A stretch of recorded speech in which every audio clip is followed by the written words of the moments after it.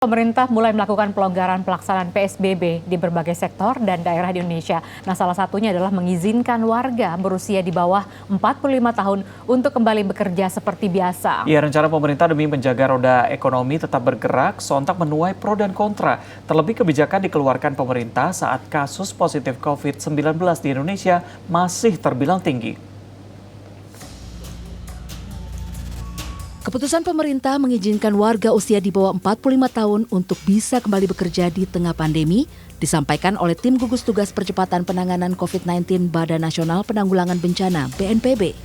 Alasannya adalah karena warga di rentang usia ini dinilai memiliki resiko lebih kecil terpapar COVID-19 dibandingkan yang berusia di atas 50 tahun.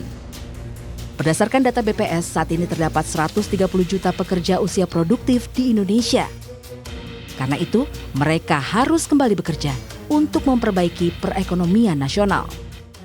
Kesehatan, bidang kesehatan, bahan pangan, makanan dan minuman, energi, komunikasi teknologi, keuangan, logistik, konstruksi, industri strategis, pelayanan dan utilitas publik, serta industri yang ditetapkan sebagai objek vital nasional.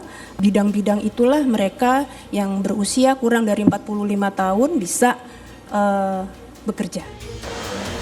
Meski demikian, BNPB mengingatkan warga yang bisa kembali bekerja harus menerapkan protokol kesehatan saat beraktivitas di luar rumah.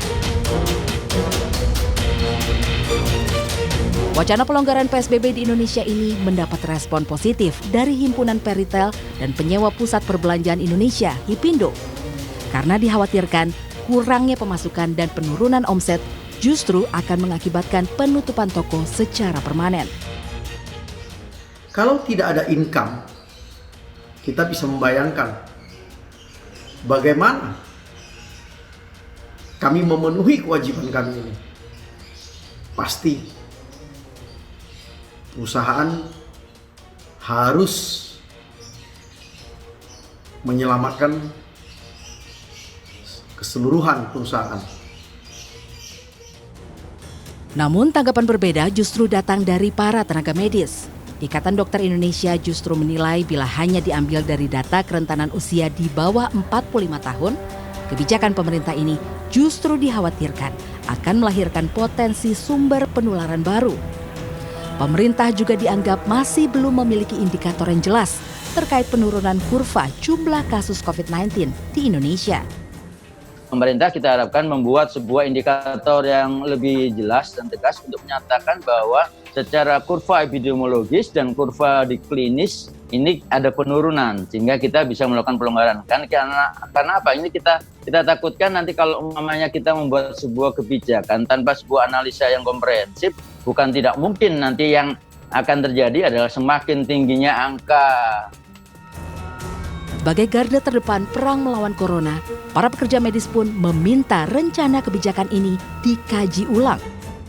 Menurut saya untuk pelonggaran PSBB kurang efektif. Kenapa? Karena dilihat dari angka COVID yang masih meningkat, itu bisa mengakibatkan peningkatan lagi. Baiknya PSBB itu tetap harus diperketat karena dengan adanya PSBB pengurangan angka penularan akan lebih cepat berkurang. Menjaga roda perekonomian nasional memang penting untuk keberlangsungan negeri. Namun, penerapan relaksasi PSBB juga sudah selayaknya dilakukan dengan pertimbangan matang dan kajian teknis komprehensif. Jangan sampai kasus positif COVID-19 justru semakin tinggi dan jadi bumerang bagi Indonesia. Tim Liputan, Transmedia.